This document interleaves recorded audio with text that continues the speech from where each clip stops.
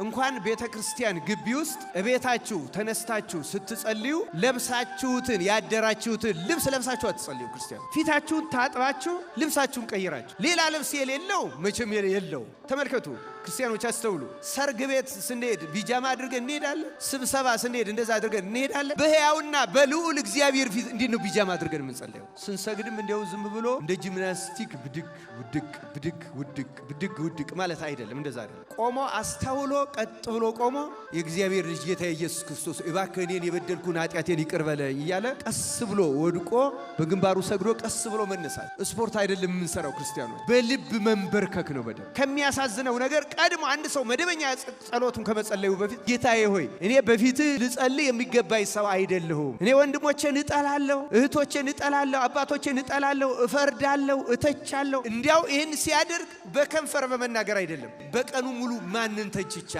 ማንን አነውሬያለሁ፣ ማንን ነቅፌያለሁ፣ ማንን አንቋሽሻለሁ፣ በማን ላይ አቃቂር ተናግሬያለሁ ብሎ እያስታወሰ ከልቡ ያን በማድረጉ እየተጸጸተና ወደፊት ላለማድረግ ህሊናውን እያዘጋጀ በድያለሁ፣ በፊት በደለኛ ነኝ ይቅር በለኝ ካለ በኋላ ትንሽ ይህን እያለ ይህን እያሰበ ስግደት ትንሽ ሰግዶ ከዚያ በኋላ ጸሎቱን ቢጀምረው የንባን ጸጋ እግዚአብሔር ይሰጠዋል።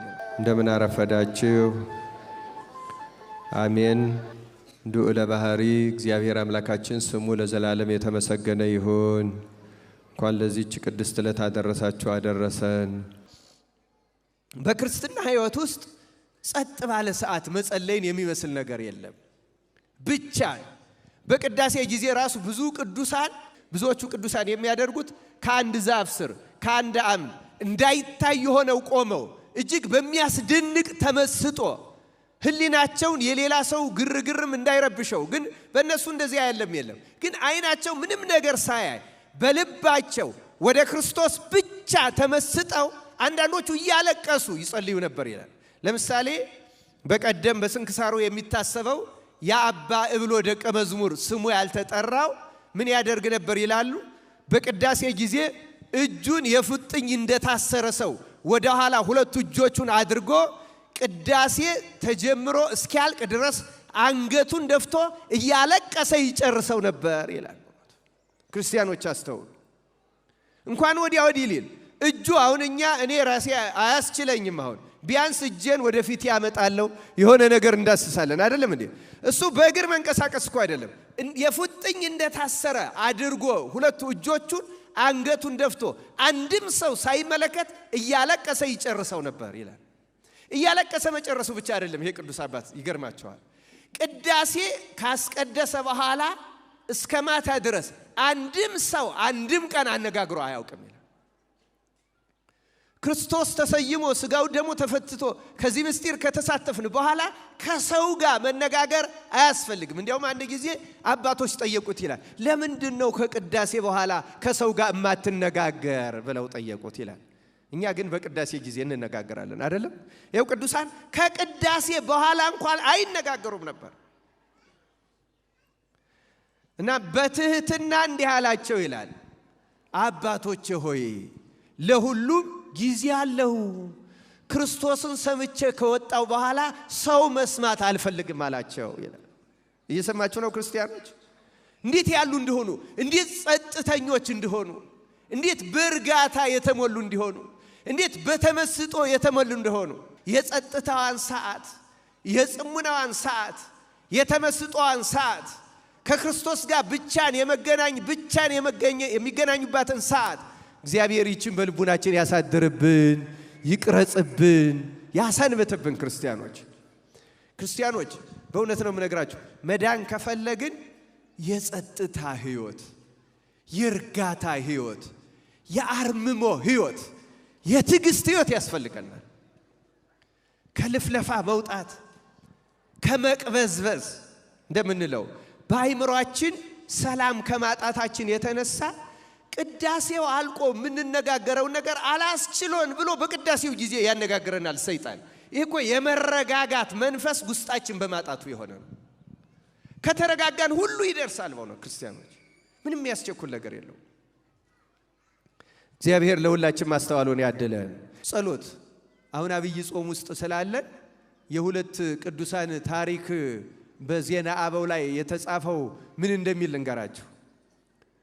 አብይ ጾም ሊገባ ሲል አንዲት ቅዱሳንን በማገልገል በረከት የምትቀበል አንዲት እናት እስቲ ወደ ገዳም ሄጄ አባቶችን ጾም መያዣ ምግብ በጥሬ የሚኖሩትን በሱባኤ የሚኖሩትን ጾም መያዣ ምግብ አቅርቤ ጸሎት ተቀብዬ በረከት አግኝቼ ልምጣ ብላ ሄደችና ደጅ መታች። ጸሎታቸውን አልበው እረፍት ሰጥተው ማን እንደሆነ ጠየቁ። እሷም ለበረከት የመጣች ጾም ለማስያዝ የመጣች የአንዲት ክርስቲያን መሆኗን ተናገረች። ከፈቱላትና አባቶች ትልቁ ጾም እየመጣ ነው፣ ወደ ትልቁ ጾም ከመግባታችሁ በፊት ይችን የጾም መያዣ ቅመሱ ብዬ ነው የመጣሁት፣ በዚያውም ጸሎት ተቀብዬ ለመሄድ አለች። በረኳት፣ መረቋት፣ ጸሎት ሰጥተዋት ሄደች። እሷን አሰናብተው ማዕዳችን ባርከን እንብላ ብለው ለጸሎት ቆሙ። ለጸሎት ሲቆሙ መንፈስ ቅዱስ ስለሆነ በእነርሱ ውስጥ የሚጸለየው በመንፈስ ቅዱስ ተመርተው እየጸለዩ ቀናት አለፉ። ክርስቲያኖች አስቡ፣ ጾሙ ገብቶ አለፈ። በዚህ ሁሉ ጊዜ መንፈስ ቅዱስ እነሱን አይምሯቸውን ተቆጣጥሮ ሰማያት አግሮ እየጸለዩ ስለሆነ አልታወቃቸውም። አንድ ደቂቃ እንኳን እንደቆሙ አልታወቃቸውም። ይቺ ሴት ጾሙ አለቀ፣ ደግሞ እነዚያን ጾም ያስያዝኮቹን አባቶች ላስፈስካቸው ብላ እንደገና ምግብ ይዛ ሄደችና ደጅ መታች። ደጅ ስትመታ ጸሎታቸውን አልበው ማን ሲሉ እኔ ከጾም በፊት የመጣው ታዲያ አሁን ገና ምን ያኛውን ሳንበላው ለምን መጣች ሲሏል። እንዴ ጾሙ እኮ ገብቶ ወጣ አለቻቸው። ክርስቲያኖች አስተውሉ።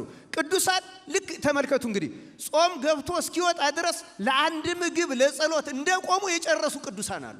ይሄ የተለየ ገርል የተለየ ብቃት ያሉ ናቸው። በነገራችን ላይ ግን እንድናውቀው ነው መንፈስ ቅዱስ ሰው ካደረበት አንድ ምግብ ከመብላቴ በፊት ልጸልይ ብሎ 55 ቀን ሊያሳልፍ ይችላል። እግዚአብሔር ምን አይነት ጸጋ ነው የሚሰጠው ክርስቲያኖች? ይሄ እኮ በሰውኛው አይሆንም። በየትኛውም ችሎታ ለሰው አይቻልም። ይሄን የሚያስችለው ማን ነው የሚያስችለው? እንዲህ ያለው እግዚአብሔር። ክርስቲያኖች ይሄን ታሪክ ለምን እንደሆነ የነገርኳችሁ እነዚህን ቅዱሳን አንድ የጾም ወቅት እስኪያልቅ ድረስ እንዲጸልዩ ያስቻለ አምላክ እኛን ለአንድ የቅዳሴ ሰዓት ሊያስችለን አይችልም ወይ? እስኪ አስችለን ብለን እንጠይቀው። ጌታ ሆይ አንድ የቅዳሴ ሰዓትን አይምሮዬ ሳይንበዛበዝ ሐሳብ ሳይረብሸኝ በተመስጦ የቅዳሴውን ንባብ፣ ዜማ፣ ጸሎት እየሰማው እንዲጨርሰው አስችለኝ ብለን እንለምነው መድኃኔዓለም ክርስቶስ እንደዚህ ያስችለን ክርስቲያኖች። እና ይሄ ለምንድነው ያልቻልነው ካል እንደገና ወደ ባርነት ገብተን ስለተያዘን። ክርስቲያኖች አስተውሉ። በዲያብሎስ ባርነት እንደገና ተይዘናል።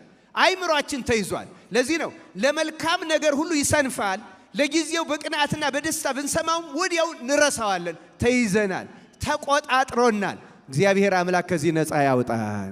ክርስቲያኖች እንደገና ልደት ያስፈልገናል። ለክርስቲያኖች ያስፈልጋል ወይ ልትሉ ትችላላችሁ። አዎ ያስፈልጋል። ክርስቲያኖች በ40 ቀንና በ80 የተጠመቅነውን ጥምቀት ደግመን አንጠመቀውም። ጥምቀት አንዲት ስለሆነች ግን በኃጢአት ያጎሰቆልነው ልጅነት እንደገና በመንፈስ አሁንም ረቂቅ ልደት ተወልደን ግን እናገኘዋለን። ይሄ ልደት ቅዱስ አትናቴዎስ ሐዋርያዊ በቅዳሴው ላይ በደንብ አድርጎ ገልጾታል። እንደገና እንደ ጥምቀት ሆኖ የሚወልደን ይላል ቅዱስ አትናቴዎስ። እንደገና ወደ ልጅነት የሚመልሰን፣ ያጣነውን ልጅነት የሚያስመልስልን፣ ያጣነውን ጸጋ የሚያስመልስልን፣ እንደገና ወደ ብርሃን ሕይወት የሚያመጣን፣ ከጨለማ ሕይወት የሚያወጣን። ኒቆዲሞስ አንዱ በጨለማ መሄዱ ቅድም አላብራራው ምሳሌ በብሉይ ኪዳን በጨለማ በፈሪሳዊነትም የመኖሩ ምሳሌ ነው። ግን የሄደው ወደ ብርሃን ክርስቶስ ነው ይላል። እኛም ወደ ብርሃን ክርስቶስ ይምራን። በእውነት ካለንበት የእውቀት ጨለማ፣ ያለማመን ጨለማ፣ የኃጢአት ጨለማ ወደ ጽድቅ ወደ ክርስቶስ ያድርሰን በቸርነቱ። እና ክርስቲያኖች ቅዱስ አትናቴዎስ የሚለው እንደዛ አስወስደነዋል። እንደገና ጨለማ ውስጥ ነው ያለነው፣ እንደገና ኃጢአት ስለያዘን። ስለዚህ ወደዚያ የምንወጣበት እንደገና መወለድ የሚመጣው ይላል በአንብዓ ንስሐ ነው። በንስሐ እንባ አንድ ሰው ካህን እንደ ልጅነቱ አያጠምቀው።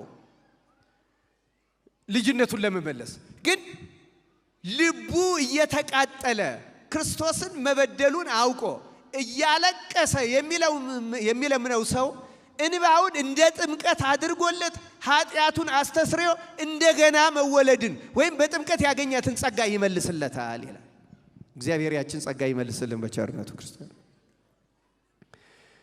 እንደገና መወለድ ያስፈልጋል ስንል ለኛ ለክርስቲያኖች እንደገና አዲስ ጥምቀት እንጠመቅ ማለት አይደለም። ከበደልነው በደል መላቀቅ።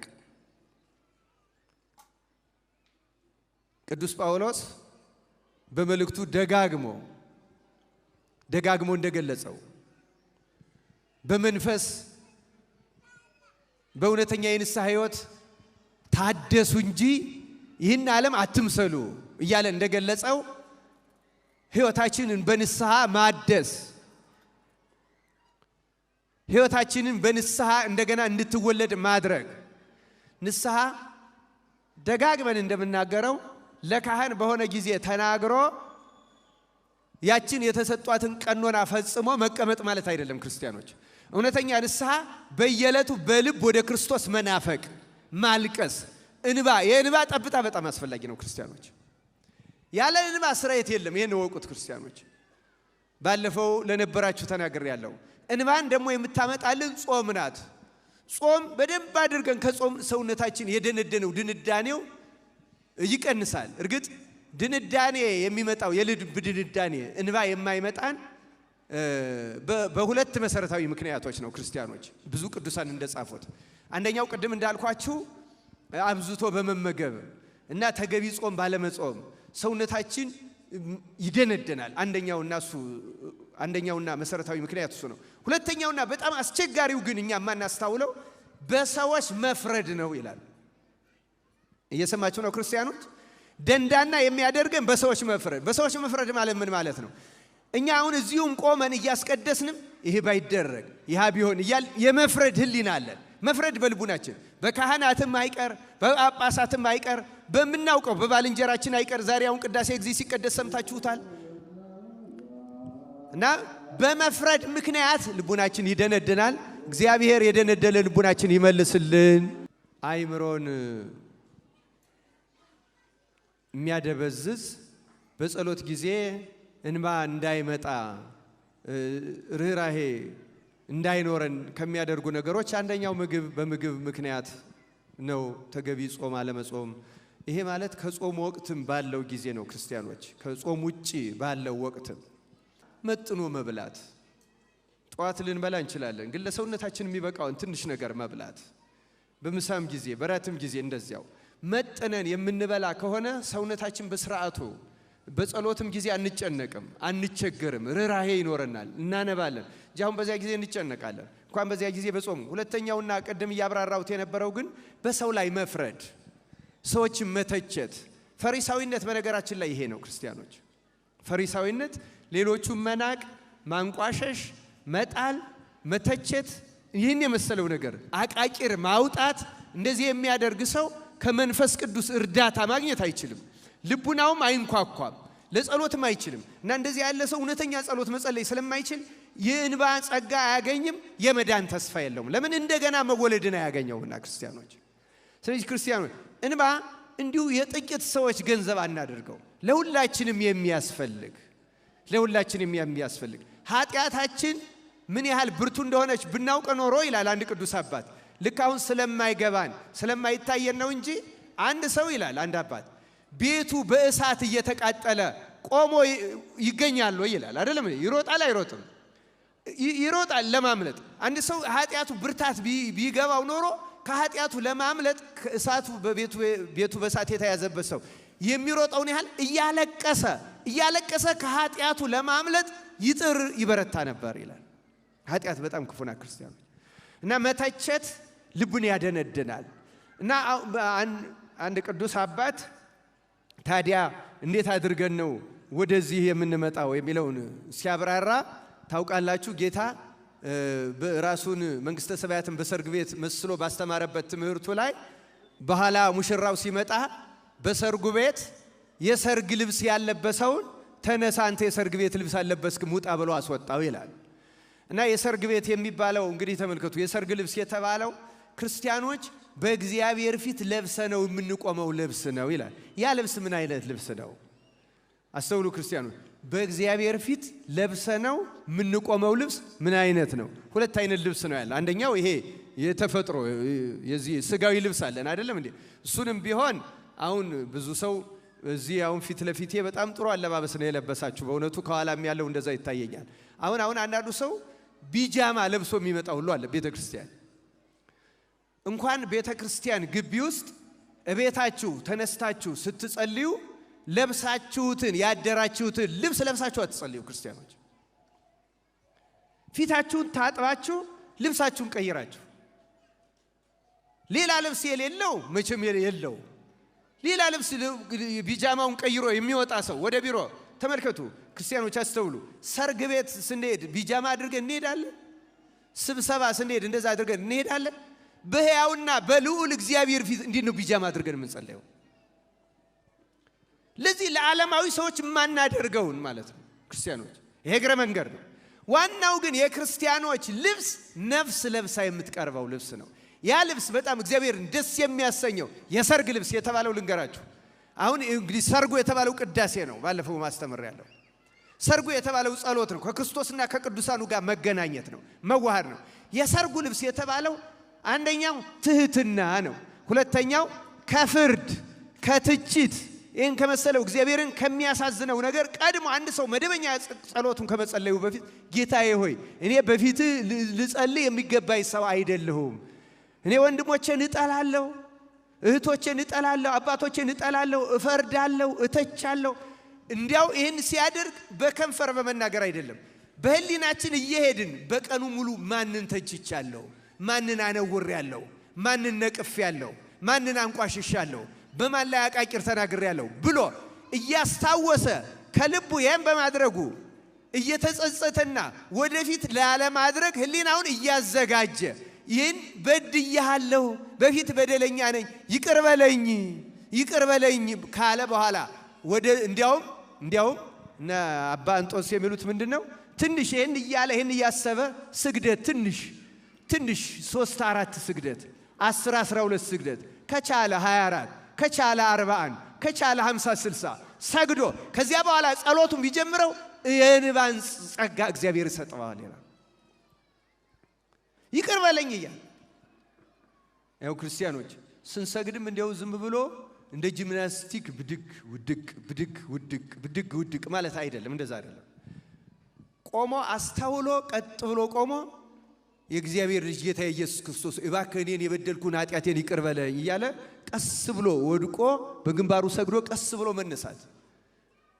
ስፖርት አይደለም የምንሰራው ክርስቲያኖች፣ በልብ መንበርከክ ነው። በደም ቀጥ ብለን እየቆምን እንደገና እየሄድን ስርዓት አለው ስግደት።